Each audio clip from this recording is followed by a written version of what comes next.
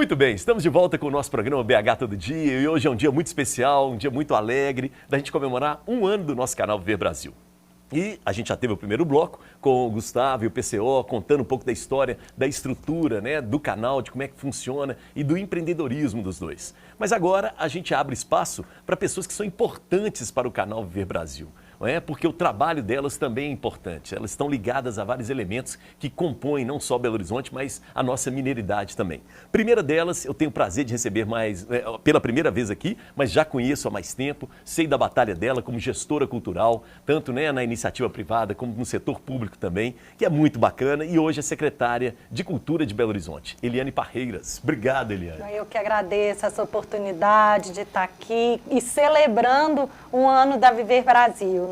Eu acho que é super importante parabenizar realmente o Gustavo, o PCO, vocês todos que constroem essa história e para falar de viver em BH também. Isso. Então, muito obrigada por essa oportunidade de estar aqui. E parabéns porque 6 meses como secretária de Cultura de Belo Horizonte. Exatamente, uma experiência incrível. Eu já tinha passado pelo município, mas só quando era no Museu da Pampulha, há quase 30 anos atrás, e uma experiência que era diferente naquele momento. Então, agora, descobrindo realmente e podendo acompanhar de perto essa produção cultural, essa cena artística da cidade, fomentando, trabalhando, e muito sob essa perspectiva mesmo e as diretrizes da prefeitura, que são da gente realmente oportunizar o viver a cidade de uma maneira diferente. O direito à cidade, a todo mundo participar. Então, está sendo uma experiência maravilhosa, muito por causa dessa potência realmente que Belo Horizonte tem, criativa, cultural, artística. Boa, muito bom. Ao lado dela, ali no palco onde as estrelas se encontram, tenho o prazer de receber mais uma vez aqui, ele que é arquiteto, urbanista, pesquisador, que é o professor Cândido Dutra de Moraes Filho. Professor Cândido, obrigado pela presença, viu? Eu que agradeço aí a confiança de vocês, mais uma vez estar aqui e parabenizando por esse sucesso aí que é o programa. É como a secretária que falou, vocês jogam luzes na cidade. A cidade é o palco onde tudo acontece. Isso. Sem a cidade não existe nada, né? A polis, né? É a polis, né? Então, parabéns, que continuem aí com essa mesma visão, dando espaço para tanta coisa, para mostrar para outros, né, os vários perfis da nossa cidade. Muito obrigado. Tamo junto. E para fechar, uma convidada super especial. Ela já esteve aqui no BH outros dias, mas agora ela faz parte da nossa equipe. Tá junto conosco, a gente conseguiu, eu conversei com ela trocou umas ideias comigo, eu falei, vamos, Cris, vamos entrar junto, A gente conta com os amigos e amigas, nas furadas, nas coisas boas também. E a Cris, que era paz, Cris Paz, a Cris está aqui com a gente. Muito obrigado, Cris. Eu que agradeço, querido, delícia estar aqui de novo, Parabéns para o canal Viver Brasil. É muito gostoso, a energia que você coloca nesse programa, no BH Todo Dia. E é uma alegria estar aqui, já como funcionária, Funcionária, cara. Já lavei um copo ali, entendeu? Isso, a gente já cheguei aqui hoje, já dei um desafio sobre como colocar o microfone aqui numa roupa complicada, desafios que teremos mais à frente. Guarda-roupa de roupas complicadas para o áudio, O nosso operador de áudio. Muito bom, seja bem-vinda, viu, Obrigada, Cris? Muito querido. legal. Parabéns, viu? Parabéns a todos nós. Bom, começo do programa eu preciso saber de onde são os nossos convidados, Aquele papo, se nasceu em Belo Horizonte, se veio do interior, é uma forasteira das Gerais. Eliane, como é que é a sua história com BH? Eu nasci em BH, mas vivi até os 10 anos em Brumadinho. Cidade aqui do lado, mas meu pai era promotor de justiça na cidade, minha mãe também com uma relação na educação lá. Mas aos 10 anos vim para BH e é a cidade do coração. BH é realmente a cidade do meu coração, é casa. Uhum. Eu acho que é aquele sentimento de casa. Ô Eliane, 2 lugares de Belo Horizonte que te marcam. Eu sei que é uma crueldade falar isso com a secretária municipal de cultura, mas vamos lá, vamos falar com a Eliane. Eliane, 2 lugares de BH. Eu acho que o centro de BH, aquela confusão toda, você gosta daquilo? O centro, ele tem uma coisa que faz parte dessa memória da minha infância, inclusive quando eu morava no interior e vinha, então tem essa coisa do centro, e dos equipamentos culturais todos que estão no centro, Praça 7, e acho que sem dúvida nenhuma Pampulha. Pampulha não só pelo patrimônio que é, mas por essa história também de eu ter começado minha vida profissional no Museu da Pampulha, Priscila Freire, à época diretora, e então, assim, também essa memória também é muito forte. Mas é difícil, né? Essa pergunta é meio cruel, porque tem muito lugar aí que a gente poderia falar. Agora me conta uma coisa, quando sai de Belo Horizonte, seja trabalho, seja passeio, o que você sente falta de BH? Eu acho que essa hospitalidade, esse sentimento que eu estava falando de sentir em casa, eu acho que isso, assim, eu tenho. E essa intimidade, a intimidade, que é isso, é o sentimento de casa, é o sentimento que você tá naquele lugar que você tem conforto, que você sabe, que você conhece. Então, eu acho que isso, assim, essa saudade de casa... Uhum. É isso, assim. Agora, Belo Horizonte, eu acho que é uma cidade que tem essa coisa, assim, solar, é uma cidade que é alegre, é uma cidade que tem essa hospitalidade, como eu estou falando, né? Tem o andar na rua, que é gostoso, tem o encontrar com as pessoas, que é muito bom, assim, você poder sair, encontrar, dificilmente você se sente sozinho em Belo Horizonte. Uhum. Muito bom, vamos lá. Vou te colocar numa fria agora. Olhando para o professor, né, que você conheceu agora há pouco tempo, diria que o nosso Cândido é de Belo Horizonte, ou ele é do interior, ou ele é um forasteiro das Gerais, hein, Eliane? Eu acho que ele veio do interior. Tem cara de interior. Né? Eu acho que veio, eu acho que BH tem essa característica, assim, das pessoas que adotam e que amam essa cidade. Agora, se nasceu aqui ou não, aí eu não sei. E aí, Cândido? Nasci, como ela acertou, ela foi na música, São João del Rei. São João del Rei, vim para cá com 7 anos. A minha avó já morava aqui, a ligação mesmo antes eu já tinha. Belo Horizonte, eu vim de São João del Rei para cá com toda aquela carga de morar no interior, chego aqui na capital, assustou aquela muito. Visão, a gente em São João del Rei, aquelas ruas estreitas, sem árvore no quintal. Ou no entorno, mas cidade colonial não tinha árvore na rua. Chegava em Belo Horizonte, mesmo quando vinha na casa da minha avó, até antes de mudar para cá, então um dia de chuva assim, como tem hoje, dava aquele toque inglês, sabe? Eu achava Belo Horizonte chique, era menino, né? Assim, essa capital aqui. Essa foi boa, hein? Foi aquela coisa toda. Isso, agora até hoje, eu vim para cá com 7 anos, estudei aqui, então me considero são joanense Belo Horizontino. E tomei amor pela cidade, gosto daqui. Se você me perguntar aí, que lugar você elegeria de Belo Horizonte? 2 lugares? Eu não vou falar lugar, não. Belo Horizonte é muito aprazível. Agora, tem uma coisa muito interessante que faz parte da história. Se você pegar Praça da Liberdade, não é para ficar repetitivo, Praça da Liberdade todo mundo conhece, tal, mas pegar Praça da Liberdade, desce a Rua da Bahia, passa pela Afonso Pena. Gente, é um calendário arquitetônico. Perfeito. Ali você vê a história da cidade, como aconteceu. Depois, olhando aqui mais para as montanhas aqui, ó, o que está vindo aí atrás. Então, você tem várias Belo Horizontes. Mesmo com todo esse avanço, ela não perdeu aquele toque de interior, aquele toque da Curral del Rei, que é a nossa pré-história, aquele toque aprazível. E ainda há, com toda essa evolução, aquele toque, aquele acolhimento para um dedo de prosa aí numa mesa de bar ou numa porta. Professor, eu vou ter que te apertar. São 3 milhões de habitantes, né? A cidade tem trânsito caótico, né? A cidade tem poluição, a cidade é violenta. Nós não perdemos esse jeito nosso, não? Olha, aparentemente perdeu, mas não tanto, ainda resta, ainda conserva. Nós somos mineiros, a família tradicional mineira ainda vem. Não esqueçamos que aqui muita gente, é população flutuante também. Belo Horizonte virou um polo de atração, principalmente depois que construiu Brasília. Aí aqui a cidade houve um boom onde a prefeitura não conseguiu acompanhar a especulação. Às vezes isso prejudicou um pouco todo esse andamento. Mas no fundo, você pode ir em São Paulo, vai ao Rio. Somos mineiros, né? Os mineiros sabem, distinguem quem é esse mineiro e quem vem de lá distingue. Vocês vêm aqui, vocês ainda conservam no século XXI esse toque. Até o jeito de falar, vocês não absorveram coisas de televisão, vocês mantêm aquela cultura de vocês e está sendo revalorizada. Estão querendo até tombar o nosso linguajar, né? O nosso sotaque, diz uma pesquisa aí, que é o mais sexy do Brasil. Eu não sei que fonte é e tal, mas eu concordo com ela. Professor, Cris, será que a Cris é de Belo Horizonte, ela é do interior? Ela tem um jeito de São Paulo, do Rio, sofisticado, assim. Ela já O que me que é? deu toque aqui. Já? Ela tem ligação com a Casa JK. O pai dela foi dono de lá. Mais Então, mineiro impossível, ligado né? a JK, tem que ter algum pé lá em Diamantina.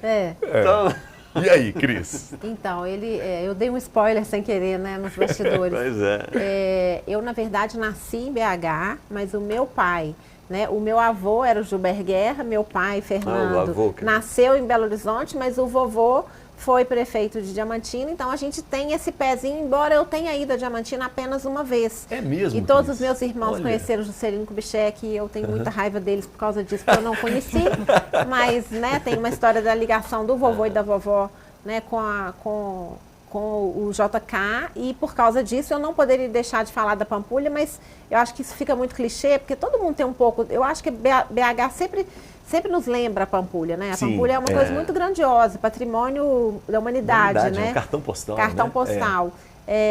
Mas eu, quando Mas você é porque tava... você morou na Pampulha, não tem isso? Eu morei um ano lá com a Isso, vovó, Aí na é época que meu diferente, pai né? estava doente, minha avó estava perdendo o filho, eu estava Puxa perdendo o vida, pai, hein? então foi uma época muito importante. Uhum. Morei numa época antes de virar, né, a casa Kubitschek, e eu morei onde hoje é a administração, que tinha sido a casa dos empregados, cheia de goteira, tinha um gambá mesmo? morando em cima. De vez em quando eu encontrava com um gambá no caminho, porque eu chegava mais tarde, a vovó já tinha ido dormir, então eu entrava pela garagem, era toda uma aventura, assim. Foi uma época muito especial, mas não é só essa época. Tá. É porque a minha infância é marcada por essa casa na Pampulha. Então, assim, eu tenho a alegria de visitar a minha infância quando eu vou à Casa Pampulha. Kubitschek, né? Especificamente a Casa Kubitschek, mas a Isso. Pampulha como um todo. E lá era como se fosse uma outra cidade. Eu falava, mãe, a gente vai voltar para Belo Horizonte? É isso mesmo. Então tem uma Uhum. história assim. Mas quando Estudamos você... na Pampulha, né? Na UFMG. Estudamos, né, na UFMG, metade do meu curso foi lá, na Fafiche de lá, metade na Fafiche Carangola. daqui. Mas assim, quando você estava perguntando, eu destacaria 2 lugares que me inspiram muita poesia. É uma parte do centro, especificamente a Rua Sapucaí, né, que é uma rua que depois se tornou uma rua importante até para o carnaval Incrível, de né? Belo A Horizonte, gente que já viu essa chama mudança. Sapucaí, né? Engraçado. É isso, boa. Aquela vista ali dos prédios, aquelas Das pinturas, empenas, né? aquelas empenas maravilhosas. E a Praça da Liberdade é um lugar que eu amo muito, assim. Eu não sei, é porque eu tenho também outra ligação com a minha infância, que é onde tinha a feira hippie. A gente ia no domingo e ali começou meu consumismo, que a gente ia comprar roupa nova para minha Suzy. Então tinha toda uma história e eu amo, porque ainda tem Niemeyer também na Praça da Liberdade, né? A Belo Horizonte é muito bonito, né, a gente? Suzy, gente, não é uma cachorrinha, não, a Suzy era uma boneca. A Suzy era a nossa Barbie, né? Não Isso, tinha Barbie exatamente. naquela Era época. E eu tinha um Isso aí. Falcon. Isso! Falcon. Que é meio, né, Que da era, época, que, assim, era, né? que era o futuro Ken, né? Coitado do Falcon, salve o O Falcon. Falcon, ele era bonito, ele tinha uma barba cerrada. Tinha. O Falcon era Esse gato. negócio de usar barba certinha, não é de hoje, não. O Falcon já não, é a usava. moda Falcon. É, Tem mas muito ele tinha uma menino cara aí de que nem bravo. sabe quem foi Não, o Falcon e usa a barba igualzinho. Muito bom. Eu vou aproveitar, Eliane, que a Cris falou da Rua Sapucaí e, de certa forma, do Carnaval, né?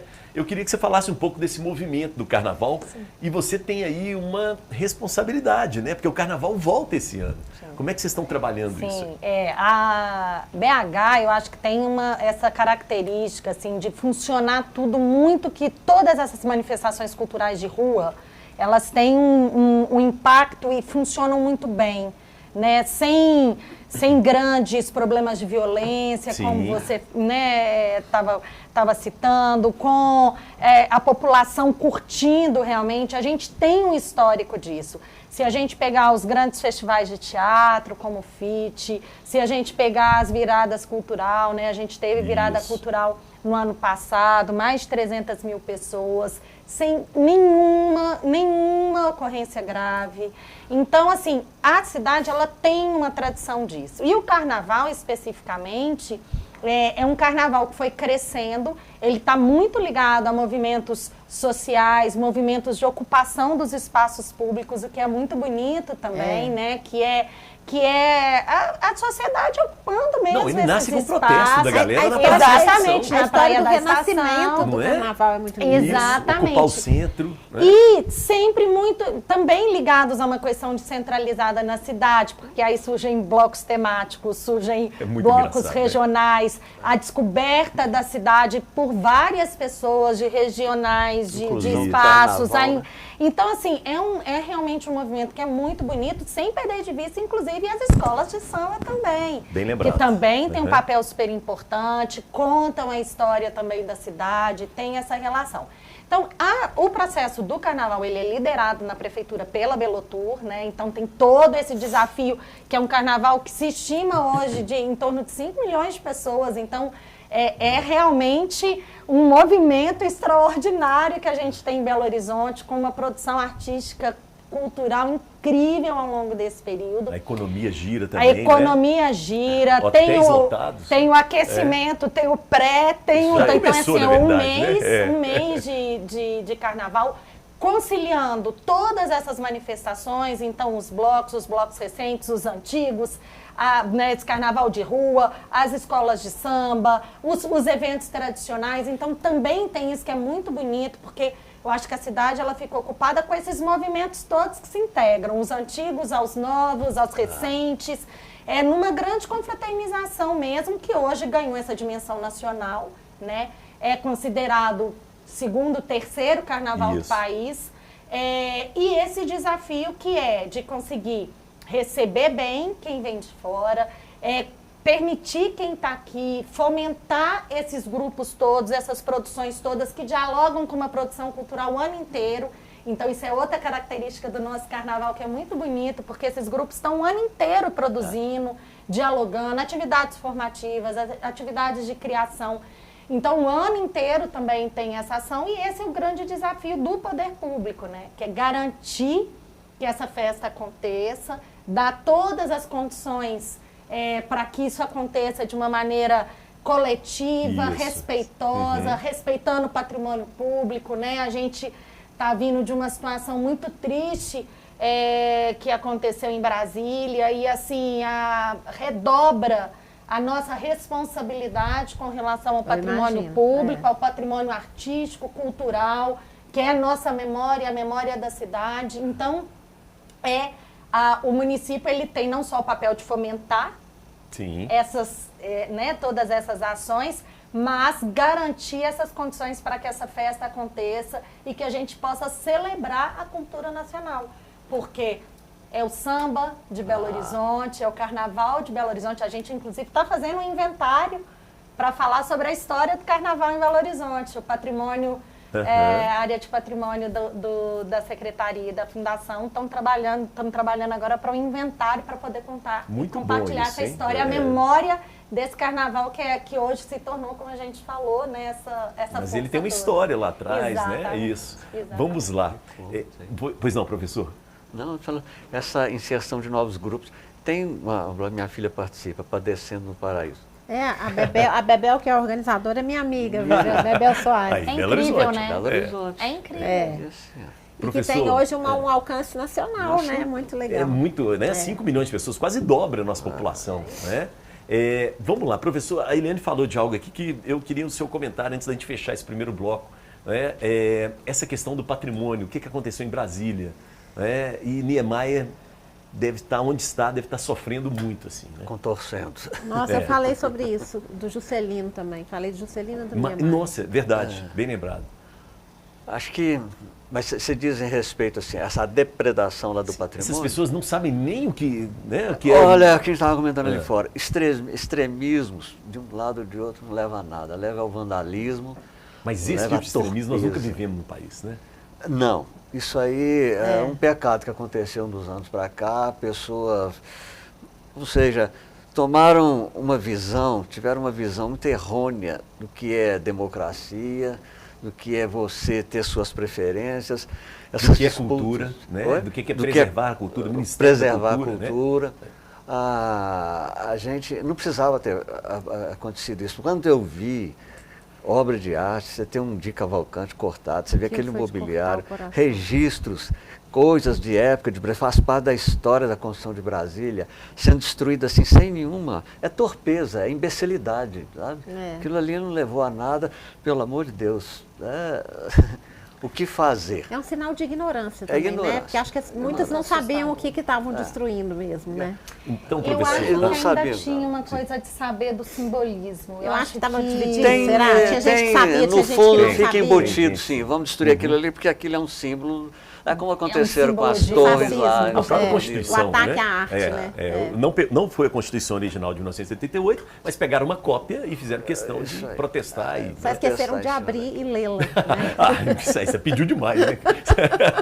Agora, professor, onde é que a gente falhou enquanto sociedade, pensando, né, por que essas pessoas, que não são pessoas assim, classe média inclusive, né, que não valorizam o nosso patrimônio? Olha, aí a questão vem, a educação mesmo. A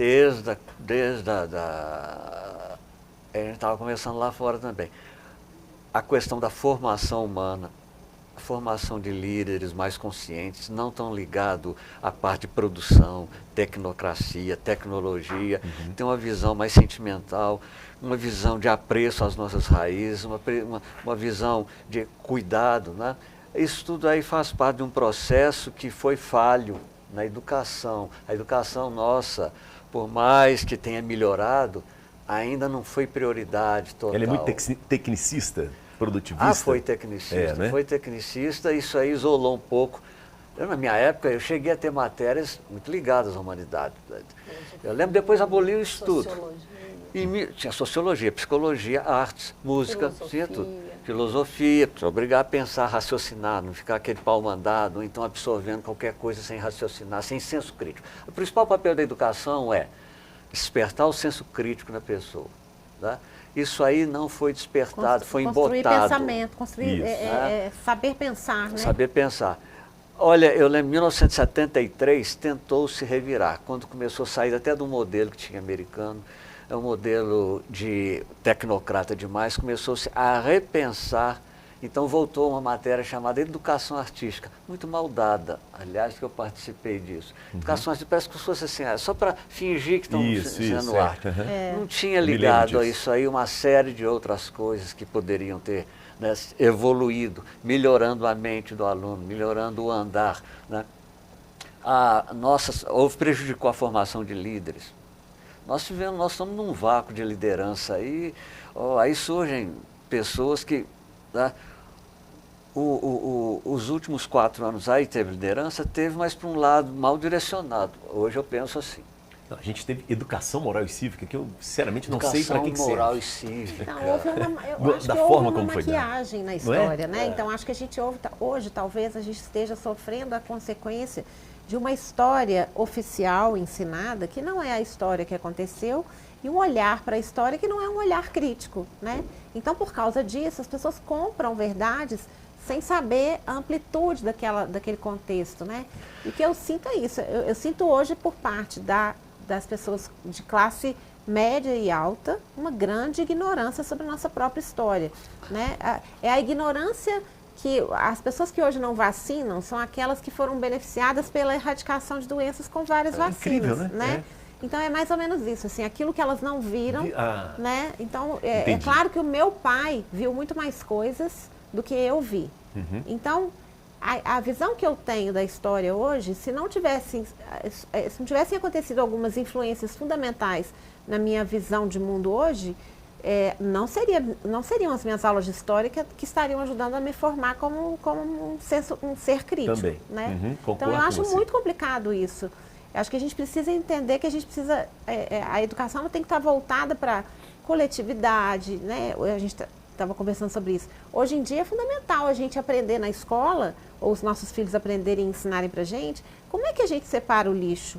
Qual que é a responsabilidade que a gente tem quando a gente compra alguma coisa? Quanto tempo vai demorar para se decompor, né, aquela matéria e tudo mais? Tudo isso tem a ver com a polis, a coletividade. Eu sou uma pessoa bastante ignorante, gente. Eu sou uma pessoa que pega as coisas no ar. Eu não li tudo que eu queria ter lido, muito pelo contrário. Mas eu acho que já deu para entender com as convivências que eu tive, que se a gente não tiver um mínimo de senso de coletividade, nós não vamos para frente. Isso. E eu acho que esses atos, eles são de uma elite que só está voltada para o próprio umbigo, ou pelo menos a elite, ou uma pessoa que se enxerga como elite, né? Que acho que nem deveria ser chamado de elite, que elite é uma palavra bonita demais para isso. Sim, sim. Né? Eu acho que não é, acho que a gente está falando de pessoas que se acham no topo da pirâmide, quando está no topo da pirâmide, sem ter sempre noção. tiveram privilégios, né? Exato, a e se questão do incomodam privilégio. com E não alguma tem política noção pública dos seus privilégios. tira isso, né? Tira não, né? Tenta colocar outros, né, vulneráveis na história. Mas legal, segura aí que nós vamos voltar, intervalo. A gente vai para o intervalo, o papo tá ótimo aqui, tá quente, não é? Esse é o ano do nosso canal Viver Brasil e o BH Todo Dia comemorando com 3 convidados muito interessantes aqui dentro do nosso programa, tá bom? Maestro, nossos comerciais, por favor.